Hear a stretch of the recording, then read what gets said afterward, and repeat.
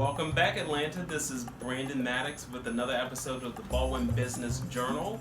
And we have here today Emma Folks, wealth manager, is going to be discussing her entrepreneurial story and giving some wealth tips that hopefully any one of us can use. Thank you. So Emma, thank you for being with us today. I love how your nails compliments my shirt. Right? I love it. Yes, you are in the wealth management industry. Yes. And I'd like for you to discuss what is wealth management so people understand what that is. Okay. Well, wealth management is the management of wealth. And wealth doesn't mean that you're rich. Wealth is the money that you have. So, anything that you have left over after bills is your wealth, and that's what you have left over to do stuff with. Okay. I call it planting seeds. You know, if you think in the terminologies of a farmer, right? If we go back old school, if you're a farmer and you plant a bunch of seeds and you have a harvest that grows, you don't eat everything and then throw it out. You try to harvest some seeds from it, right? Okay. And those seeds you replant so that you can have another harvest. Okay. That's how people need to think in terms of their wealth and their money. Is your money left over after bills? After bills, however little or however whatever that amount is, and it needs to go somewhere to reharvest again. Oh, I like that. Okay. Okay. So my next question was, what inspired you to go into this industry? I don't know if I had that much of a choice. Really? Yeah, it was almost, I feel like it was by design. My mother and I go back and forth about it a lot. I come from a family of immigrants, so they gave up everything in Costa Rica to come to this country, you know, sold land, sold their store, sold their house, sold everything to come here and live out the American dream. And so growing up as a child, you know, their thing was you have to take advantage of everything that America has to offer. And you have to put money in either real estate or the stock market, one of the two. And at 16, when I was sweet 16, I thought I was getting a car.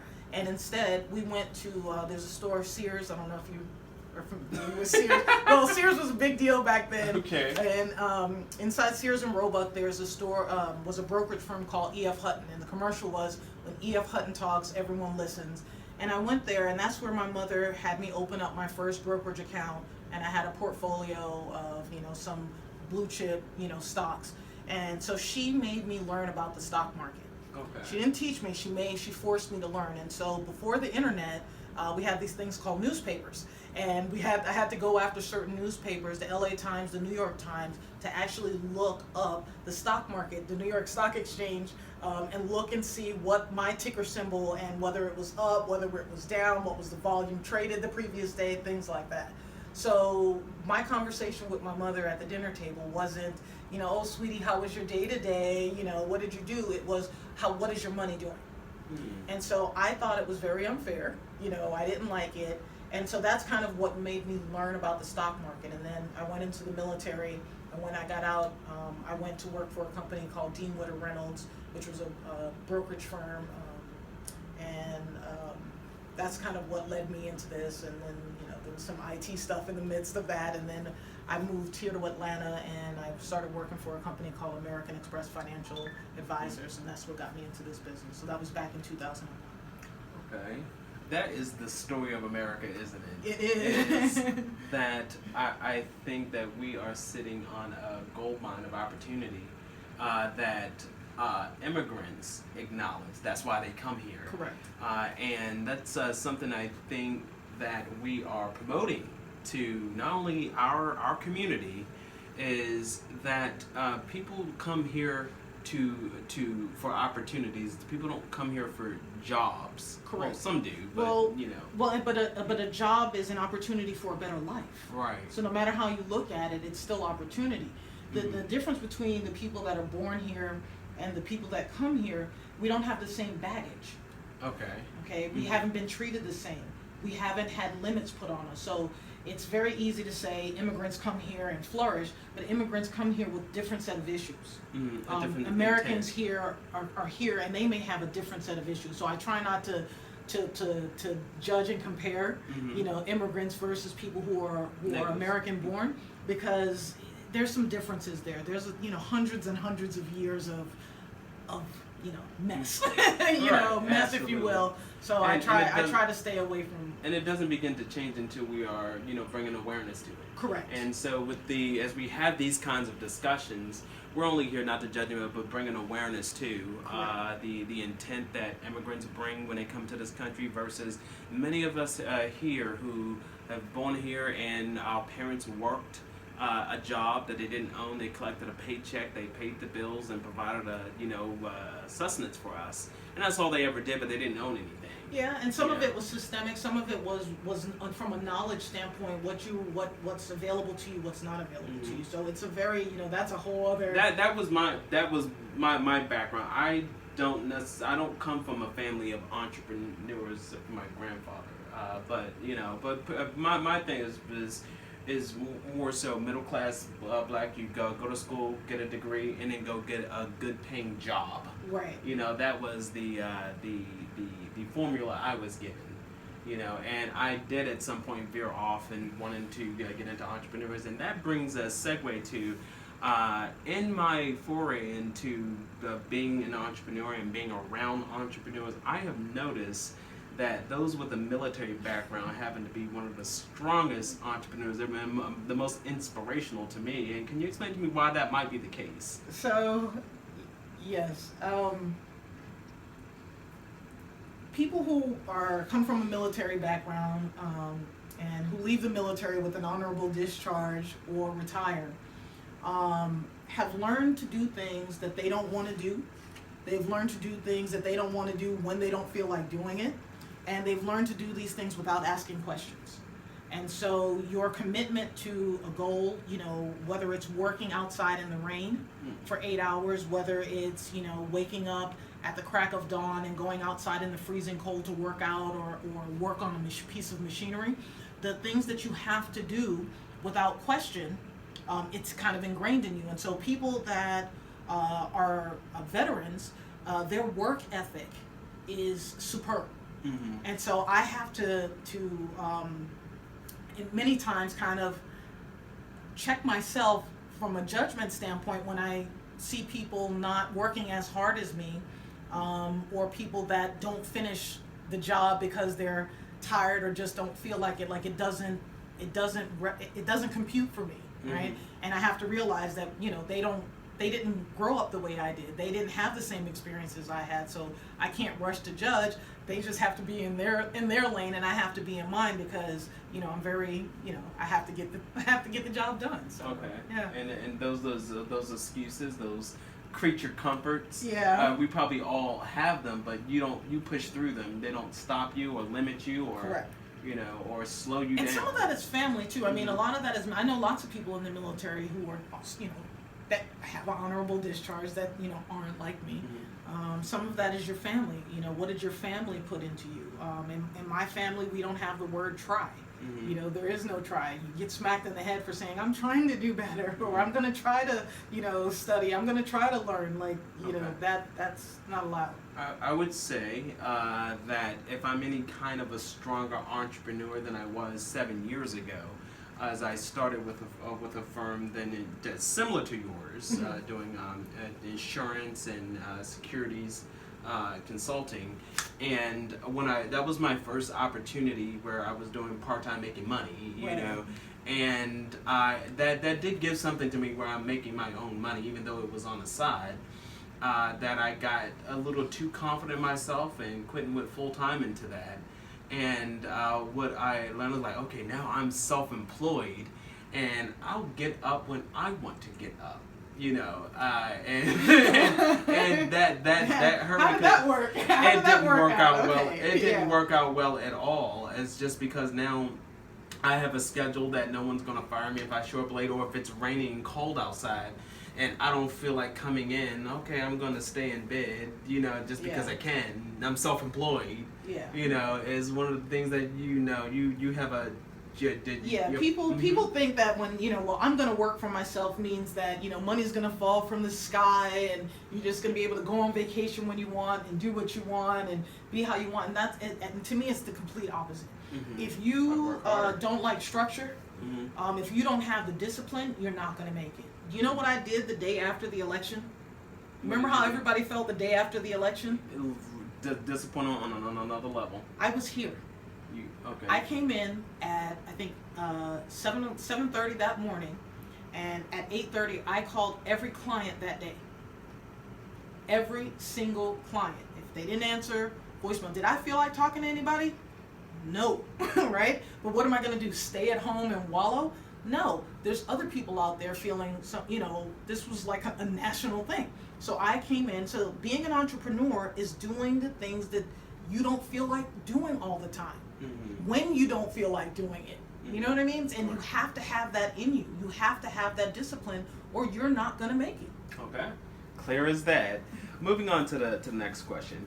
What are 3 valuable lessons that you learned by experience by going to no one told you this ahead of time? You had to learn this by experience that you like to share with those who are interested in going into business for themselves. Okay, so it's a great question. So the industry that I'm in is very white male dominated. Okay, extremely white, and like a lot of other industries. Mm-hmm.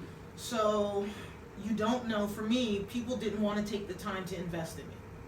They didn't think I was going to make it, so I was almost cast aside. Okay, so what I would tell people is that you have to find a mentor. Find someone who has been successful, whether it's in your industry or an industry similar to what you're trying to do. Find a mentor, somebody that can help push you and guide you when you when you feel worthless. Okay. The second thing I would do is choose your partners wisely. A lot of times when we go into business, there's somebody who has some type of skill that we're like, oh man, the two of us together, that would be great. Date that person. You don't have to do a formal partnership in the beginning. Date them for a while, see how you work well together, because getting into a partnership is very easy. It's just like a marriage, right? It's really easy to go down to the courthouse and say I do, but what about when you don't anymore, right? when you want to get divorced, it's very difficult and painful, and now you've got kids involved. Well, with a business, now you may have clients involved, so be very careful about who you choose as a partner. I think those are about the only 2. I'm pretty sure I have a third one, but I can't think of it. Well, I'd like to, because I also understand if you didn't know that you have some relationship with the Atlanta Gay and Lesbian Chamber of Commerce, right? And which helps with networking, yes. So that you could might find a mentor or might find yes. a partner. Can you tell about how that might be a resource for those local in the area? So for our local LGBT and allied people, the website is theaglcc.com, and we have there's networking events. And then there's a group for the people that are under 30-ish or around 30-ish, so 35 and below, I guess. There's an organization called Out Under 30, and they do a lot of career development. They do a lot of networking. They also have a mentorship path. And so that would be a great way. You come. There's fourth Fridays, every fourth Friday of the month, unless it's a holiday. There's an event. There's Atlanta Gay and Lesbian Chamber of AGLCCU universities where they teach different things, and so there's a whole lot of stuff wrapped into that. So I would definitely get involved, whether you're LGBT or if you're allied. If you really want to learn how to network, things that you need to do, whether you're an employee or an entrepreneur, that's a great bucket of knowledge there. Okay, and that would do. And you would say that was great. If you don't have a mentor, that would be a great place to start to find one. The great place to start a great place to start to find a network would be within your industry. So every industry has some type of networking. Okay. And so I would look within my industry first. And if you can't find anybody within your industry, then I would go, outside, or you do both. Because again, in order to find a good mentor, you have to make sure this person is a solid person, right? So you have to kind of date your mentors also until you find one that really resonates and that's willing to work with you and guide you, and that you can have those difficult conversations with. Your mentors aren't always going to pat you on the back. Mm-hmm. Well, they shouldn't. You They know, help shouldn't. push you.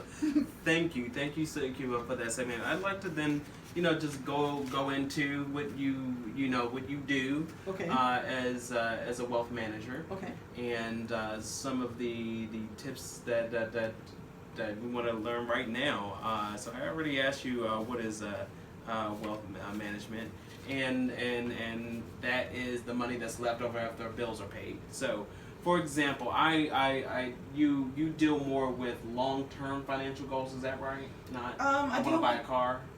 I deal with everything. Okay.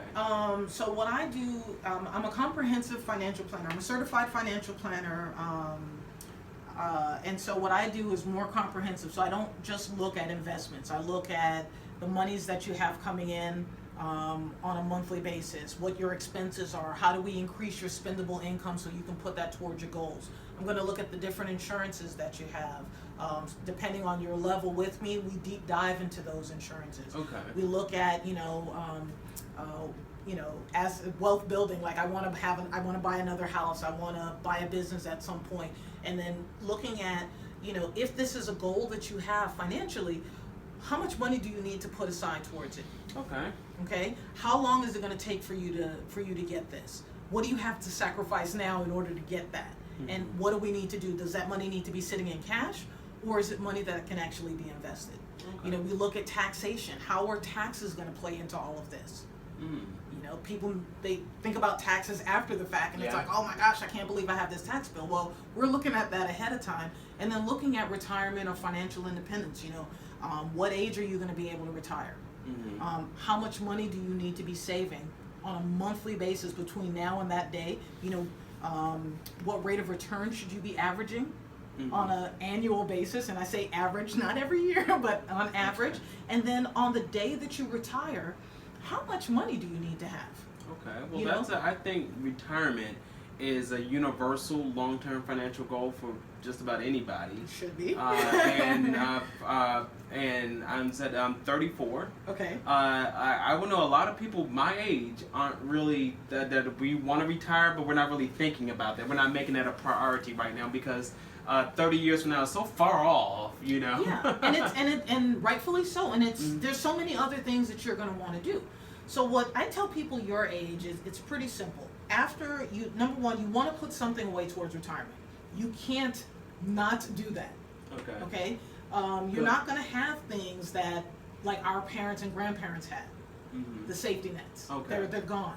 There's not going to be pensions. No Social Security. None. There's not. You tell me how many people you know that have a pension. My grandfather's 91. People that are your age. My age. Well, we have 401k. Pension. That's not the same thing. Okay. Okay. So a 401k is a investment vehicle that you put money into, and your company may match you. Okay. May or may not match you. A pension is when a company takes money and sets it aside in an account for you, and you don't have to contribute to it. Okay. That's what our grandparents had. Oh. Okay. So our grandparents didn't necessarily have to save money or put money into investments to retire. Okay. Okay. That's gone. We're in a middle class and a retirement crisis right now. Okay. Okay. So for getting back to people your age, you still have to put money aside. Even if it's 3%, the younger you are, the more time you have for compounding interest. And time is money. And in the same thing, if I have 30 years, then I have a lot of time, but that's a lot of time to put some money away. Correct, but you don't have to put away as much. Okay. So if it's $50, $100, do something. Okay. The second thing I would tell someone your age to do is make sure that you have money set aside for emergencies. Okay. What trips people up when they're young is when things happen and life happens, you make plans and then, I blew a tire, there's potholes all over Atlanta, there's potholes all over the city, and you blow a tire and now, everything is messed up, your cash flow is messed up. Have money in savings. If you have to put it on a credit card, fine, but pay that off. Try to keep your credit card balances down. If you can't afford it, don't get it. If you can't afford a vacation, don't go. Pay for it. If you want to use your card for miles and things like that, that's fine. But make sure you can pay it off in no more than about 3 to 4 months. Okay. Right? And then the other thing I would be looking at is, buying property. I know your generation is really not into, you guys saw your parents really get hammered during the Great Recession and saw home values, drop. And the thing I'll tell you is, owning property is great. Okay. Okay, owning property is great. It's where you own the property. Okay. So the thing that I was taught when it comes to home ownership is location, location, location. You want to buy a house or a property that's in a good school district, in a low crime area. Those are the things. And so you'll pay a lot more to get a lot less house, but it'll be a lot easier to sell, a lot easier to rent, and that's the long-term goal. So whether you live in the house or you're going to rent it out, it needs to be in a good area, good school district. And those are factors that impact your property value, whether or not those are factors that are of any interest to you, because you may or may not have kids. Correct. You might be not concerned about the school. Right, but if you want to sell your property, if you want to rent your property out, when people, you're looking for families are looking for good school districts. They don't want to put their kids in private school. They want to save money. So they're looking for a place that's in a good, low crime, good school district. Okay. All right. Well, for, I guess, speaking generically, so someone like me that probably has 30 years to prepare for retirement, how much money do you think I might need at 30 years down the line? I'm 64 and I'm tired and I want to kick back. It depends. And I say it depends. It depends on how much you want to live on. That's a very hard question to answer. Like, some people can live on $20,000 a year. $1 million may be fine. Some people may want to live on $40,000 a year. They need 1.5 to 2 million. It just really depends on what you want your lifestyle to look like. Well, I'll tell you that my grandfather's 91 and he's still going. So should I retire at 65 or whatever, it's very possible I have another 30 years to go. See, retirement should be when you want to. So it's not financial independence. So I don't like I try to walk away from the word retirement, because that means it's like I'm not doing anything anymore.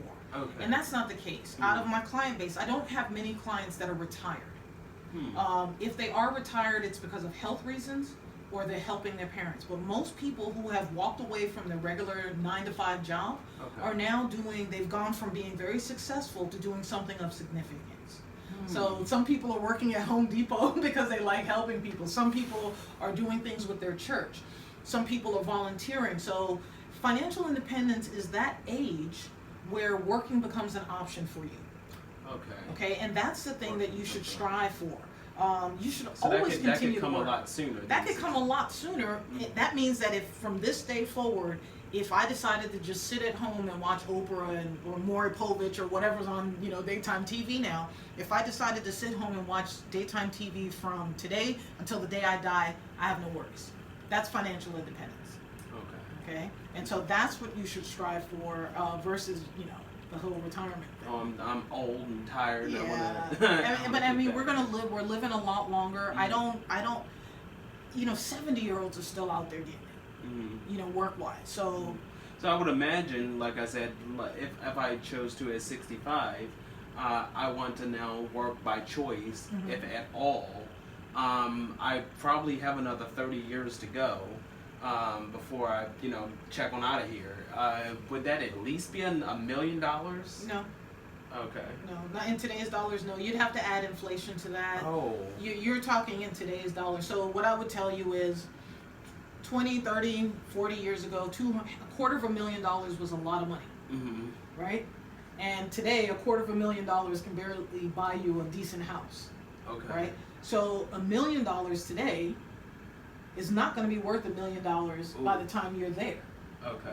Okay, so that number could be $3 million for you, and that's why after you get to a point where you've amassed, some money in your investments and things like that, you should sit down with a certified financial planner, CFP, because they're going to help you figure out based on your needs. I don't believe in rules of thumb. I don't believe in these calculators all over the place. What does Branden need? What is Branden's lifestyle going to be like?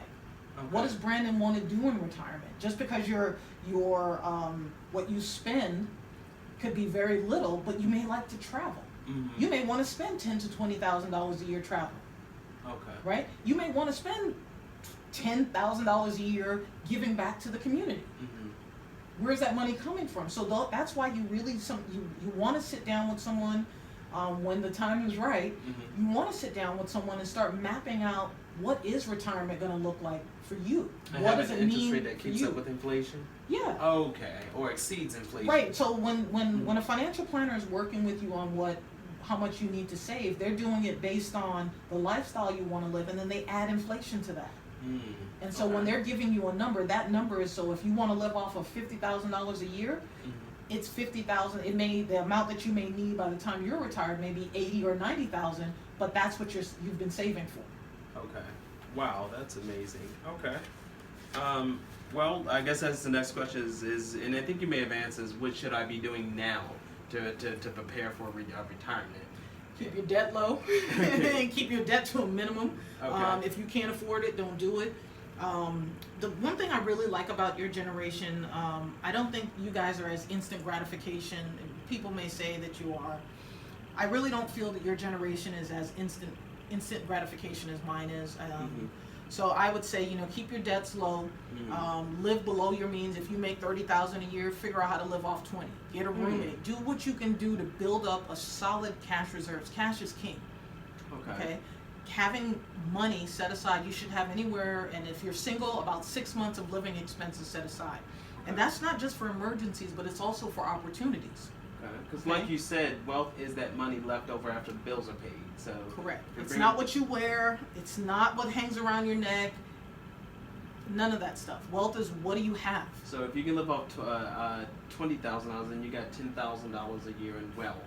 Okay. And I wouldn't say, but you have $10,000 in the bank, and then you need to keep adding to that. You have emergency money. You have money to move if you need to. If there's a job opportunity in another city, no big deal. Guess what you get to do? You get to pack up and you get to go.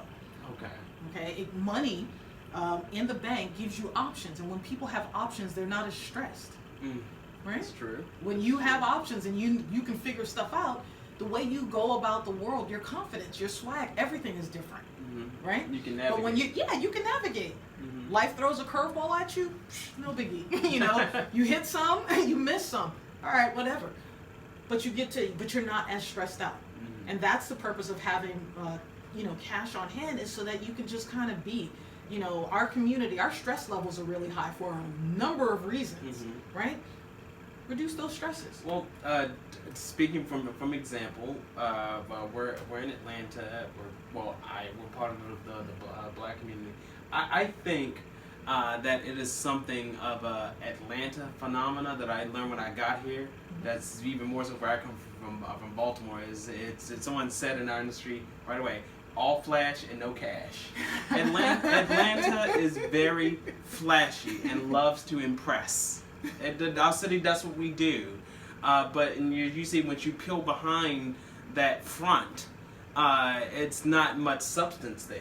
And it's like I don't know what it is that we have this need to impress and show well to each other. And I think that's more so of a thing that's probably heightened within the black community, and probably even more heightened on another level in the black LGBT community. And I think that comes from a low level of self-worth, that you feel that you need to apologize for that by showing flashiness. I mean, I know the statistics of how long a dollar stays in our community. Oh yeah. Compared to other communities, right? 3 minutes in the LGBT community, 6 minutes in the black community. Correct. And other communities, it stays there for weeks. Or days, more than like 6 days, 7 days, whatever. It stays. Yes. With us, not so much. So a lot of the clients I have don't look like us. Okay. A lot of the clients I have don't look. The majority of my client base does not look like me. Does not look like you. Okay. Okay. So wealth, a lot of the people that I have would be more like what's called your millionaire next door. Okay. Those are people that drive regular cars, Camrys, Honda Accords, Lexus, your higher end Japanese cars, if that, right? Can they afford, a Mercedes Benz, the big body Benz? Yes, but that's not where they're putting their money. Cars depreciate in value, not appreciate. So they put their money in things that are going to appreciate in value. That is a liability then if it's decreasing in value. Okay. Correct. So your car depreciates in value about 10% a year. And then I forgot what the actual percentage is when you drive it off the lot. These people in many cases, don't buy new cars. Okay? If they buy luxury cars, they don't buy them brand new. because they don't want to pay that luxury tax. So they still live a nice life. They go on nice vacations. But looking at them, there's nothing, when you're looking at them and looking at other people, there's nothing about that person that'll make you go, that person looks wealthy. They look successful. Nothing. You know, some of them are always jeans, jeans and polo shirts and jeans and t-shirts and the Sperry's and, you know, Birkenstock and all types of stuff. You'd have no idea.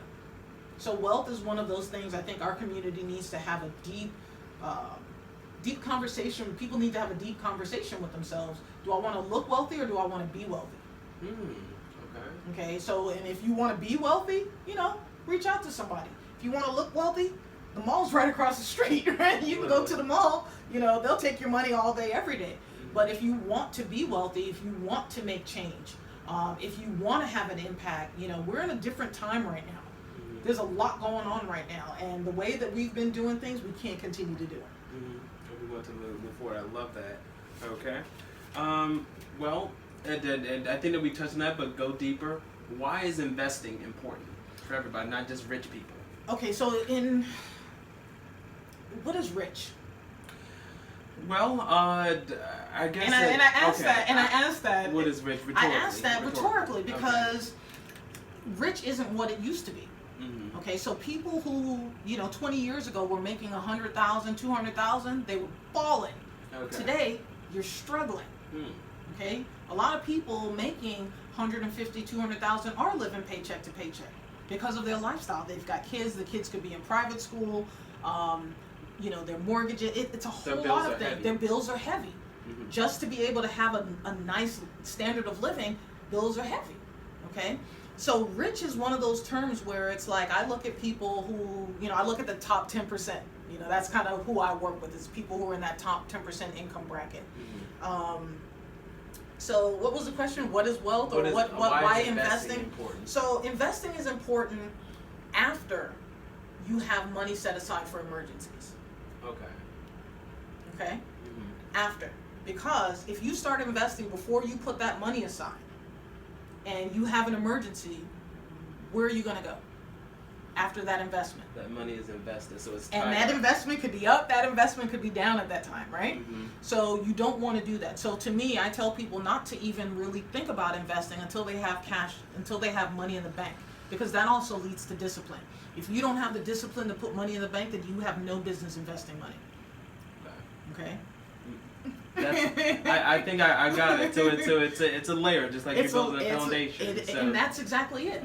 Cash reserves is your first foundation. Having the insurances that you need is your first foundation. So if you're a young person working, what am I going to tell you? What would I tell you? Hey, start putting money in cash reserves. Start, you know, if you have access to a 401k or like a Roth or a traditional IRA, start putting some money aside. Make sure you have income protection, disability insurance. If you get sick or hurt, how are you going to pay your bills? Right? Long term. What if you get in a car accident and you can't work again?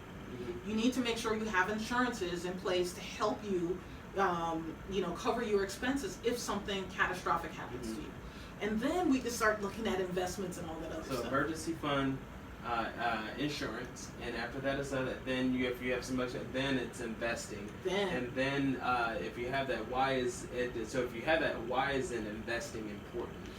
So, or is it important?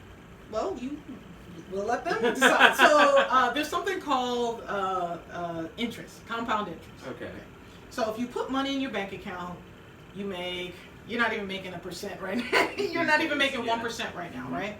And so if you take money and you put it in your bank account, let's go back to the seeds. You take a seed, you put it down, you come back, and it's still just that seed. You know, can you move forward?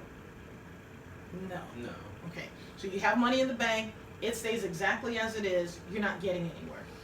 By putting money into investments, some years it'll be up, some years it'll be down, but over the last 100 years, even with all the volatility and craziness, the stock market has averaged somewhere between 10 to 12%. Really?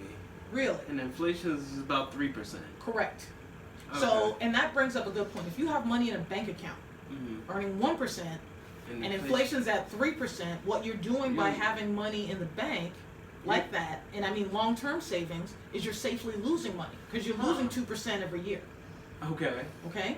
So that's why having cash reserves is just important for emergency money, not for retirement. Okay. Okay? So if your money is at a bank sitting in a CD, an IRA or something like that, wrong. Earning 1 or 2%, wrong. You're not getting anywhere. Okay? You're in a hamster wheel. You're not getting anywhere. So investing is important because of the return that you're going to get on that investment, and then the dividends get reinvested, et cetera, et cetera. So it's compounding. Ooh, okay. So that's one of those things that you want to do. Okay. All right. Now these are terms that I'm sure everybody has heard of, but I don't think they're widely understood. Can you explain bear and bull market? Okay. So, we have to think about Russia. Bear is bad. Okay. Right? Bear is bad. Right. Right? And then bull is good. Okay. So bull market is when the market's going up and everybody's happy. Mm-hmm. Bear market is when the market's going down and everybody except me is sad. And my clients. We like bear markets. Okay? Mm-hmm. Okay. So right now, I guess as we're making it now a strong recovery, would this be a bull market that we're in? We've been in a bull market since 2009. Okay. All right. And the recession, the people remember that was a bear market. That was a bear market. Okay, so that's clear. If you remember those times Yeah. or whatever, and the signs of a bull market is that unemployment is going down, more people being employed. Stock market is going up. Housing prices are creeping up and exploding in this area. Yeah, but all of these things are relative because the one thing that's not happening is wages. So my concerns, Okay. I could look at the bull market and it's great, Mm-hmm. but how is that impacting my clients? Okay. So over the last 20 years, 30 years, wages have not kept up with inflation Mm-hmm. or have not been in an alignment with the C-suiters of major corporations. Their income has grown by over 300%. And where your average workers, their wages have increased about 9%. Mm-hmm. So that's why when you're saying, when you were asking about wealth and what's rich, those terms are going to be vastly different now. Okay. We used to aspire to earn 6 figures, and now 6 figures is like, Okay. my gosh, right? Okay. All right. Well, we may not know what's going to happen with this new administration. Some are predicting, well, there's always, doomsday predictors, but if they are right and we are headed for another bear market, how do you protect yourself in a bear market? Protect yourself from what? Okay, well, I guess if you're investing and you have investments, is there a different way that you maneuver your investments in a bear market? Depends on your age. So Okay. if the only people that should be concerned about a bear market, in my opinion, Mm-hmm. are people who are about to retire. Okay. Okay. Mm-hmm. If you are your age and there's a bear market, this is how I would look at it. Mm-hmm.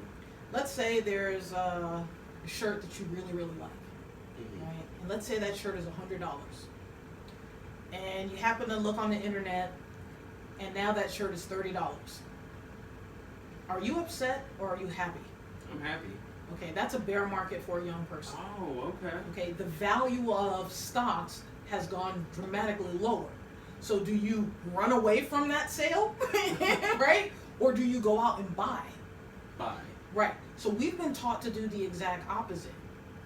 So the economists, people in finance, we know that you sell when things are high, you buy when things are low. But Americans, we do the exact opposite. We buy when things are very high, and we sell when things are low. And So that's not how you make wealth. That's not how you build your wealth. Okay, so you don't people pull out. back. You Okay. don't pull back. Okay. That's the wrong thing. And Warren Buffett said it. When people are running to something, you pause or you run from it. And when people are running away from something, that's when you run to it. Okay. It's a contrarian method. I love that. Next question.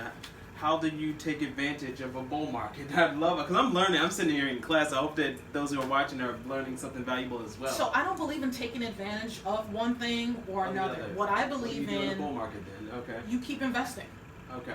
Whatever your plan is, and that's why having a hired professional working with you makes sense, because When you hire somebody, their job is to help you take emotion out of your investments.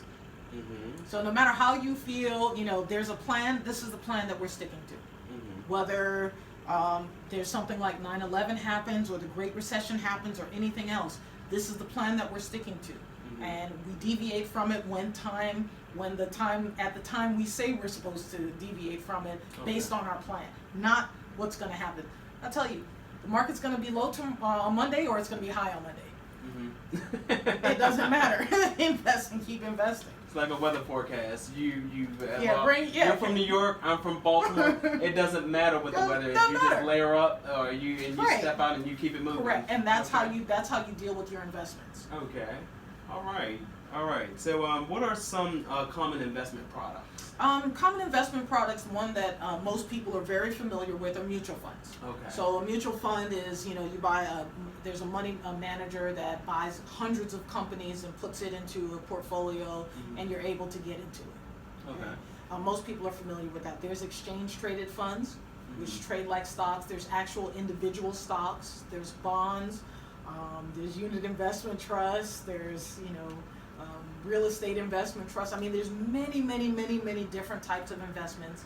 And then the more money that you have, the different types of investments that open up to you. So you're able to, I'm learning this right now, that you can invest in real estate without going through the process of actually looking at houses and buying them and Correct. doing all so that. you, the building that we're in now is owned by a real estate investment trust. Okay. Okay, so like hotels, a lot of major corporations, New York Times was one example. They sold their building to a real estate investment trust. A lot of times companies will do that to generate capital. So owning a building is not bringing them, they can't do anything with that money. It's like having money in the mattress. So they'll sell their building to a real estate investment trust company, get that cash that they can use and go do something else with. And then they pay rent. They're still responsible for everything. And then they pay rent to that real estate investment trust company. Okay, and so it's like a group of people pulling their money together, right, and buying much more than an individual could do. Correct. Okay, and those in our community, you don't have to wait for us to try. So you may have heard of like there's different. I don't want to name names, but like there's a property right off Howell Mill where the Walmart and what else is over there? Walmart, there's a La Paria, there's like right off Howell Mill exit off the 75, there's a shopping plaza. That's owned by a real estate investment trust. So think about that. Malls, a lot of malls are owned by real estate investment trusts. Right, if you've got a little bit of money, you got some friends that got that being able to put your money together. But it's not friends putting money together. It's like you investing into a mutual fund. But you have to hit certain criteria. Okay. Sometimes you can invest into real estate through a mutual fund or an exchange traded fund. And some of these actual real estate investment trusts, you have to meet certain criteria. So you have to be at a certain income level because they want to make sure that you can afford to put your money away into this and not need it. So your net worth has to be a certain amount, and your income level has to be a certain amount to get into certain investments. And so that's just an optional product of investing. Correct. Okay, there are you can invest in real estate in a lot of things within mutual funds or exchange traded funds. Okay. All right. So those are pretty much the common menu of products that I said when you're starting out, exchange traded funds and mutual funds, stay in that lane. All right, that's pretty much what's on the menu. And we're getting near the end. Can you explain the rule of 72 and why it's so important to know what that is? Yeah, so the rule of 72 has to do with what we were talking about before about why it's important to invest. So, you take the rate of return that you get and you divide that by 72. Okay. So if you have money in a bank and your money's earning 1%, the rule of 72 tells you how long it's going to take for your money to double. So 72 divided by 1 equals 72. Correct. So if you had $10,000 in your bank, it would take 72 years for your money to double. Who's got that time? Not a person, right? So unless you're extremely wealthy, and it doesn't matter, and I mean Uber, I'm talking about multiple millions of dollars. 100 million, doesn't matter. Okay. So let's say you have an investment and you're making 3%. Okay. How many years is that? I don't have a calculator. I'll get the calculator All right. to make it easy, right? All right.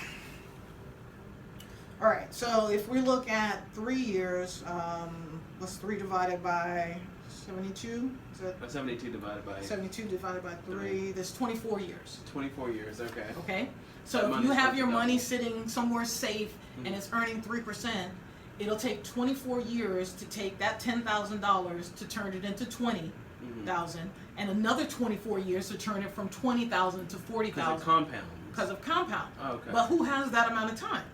Not many people. Okay. I mean, that's a chunk of your life. Okay, so let's look at, let's go on the conservative side. I said the stock market averages somewhere between 10 to 12% Okay. annually. Let's say it's only 8%. Okay. All right. 72 That's divided by 9 years. 9 years. Okay. So every 9 years, your money will double. Okay. Okay, so 9 years from now, your 10,000 turns to 20. 20. 9 years from then, 40,000. 9 years from then, 80,000. correct. Okay. That's why investing is so important. Compound interest. Okay. And I've heard that too as a definition of wealth. Is not being wealthy is when you work for money. Correct. Wealth is when your money works for you.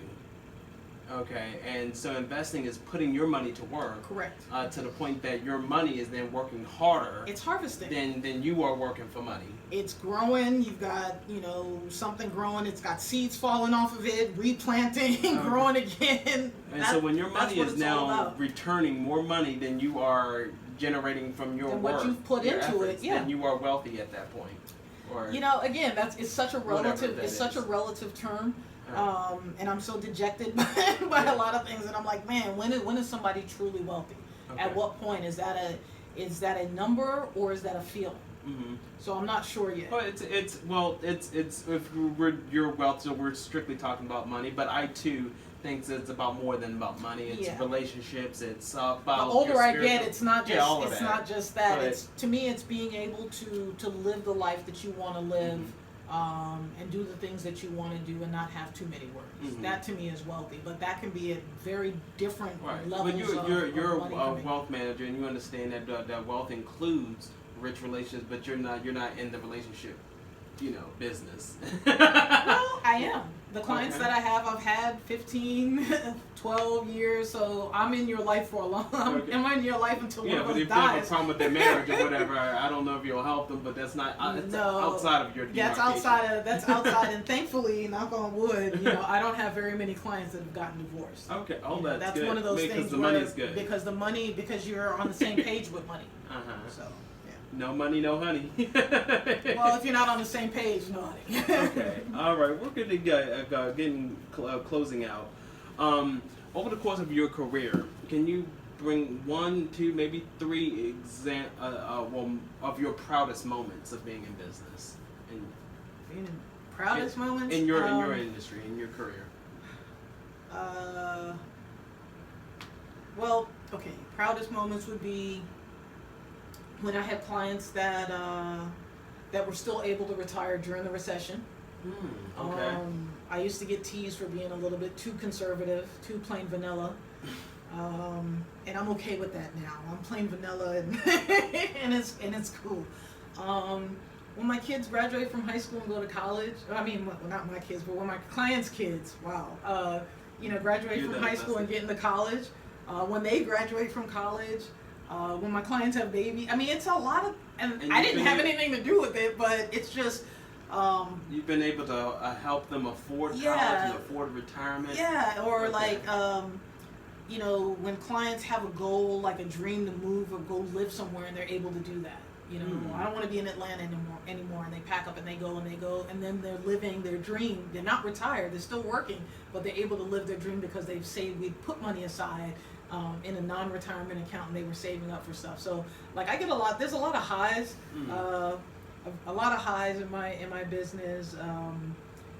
There's a lot, some lows as people start to get older, and making sure that, even though it's not I guess it's a proud moment, but an emotional moment is when, your clients do need long-term care, and you've provided it for them, and now they're at that age where, things have started to change, and, now they need care. So you're proud that they have it there, sad that we're at that point. it's a very much so a relationship business. Well, thank you, Emma. You have provided us a wealth of great information. And I think from understanding where you would need to get started to begin to use a wealth manager, those who wanted, I guess there's a consulting, because there's a question of if you can help them at their stage. How does one get in touch with you? Okay, so if you have questions for me, you could call my office, 404-633-9952. Leave a message. Usually I'm in meetings with people. My email address is Emma, EMMA, at fswealthmanagement.com. You can also send me questions there. And then I have a YouTube channel where I'm starting to put information out, whether it's on wealth, minorities, the disenfranchised, just different things that we need to be doing to move forward in the 21st century. And my YouTube channel and Facebook is Emma Knows Money. So I'm on Instagram, Twitter, Facebook, and YouTube. Yeah. Okay. Oh, and I have a Tumblr page, but I don't know what I'm doing on there. Okay. Well, thank you. Thanks, Next Branden. time. See you later.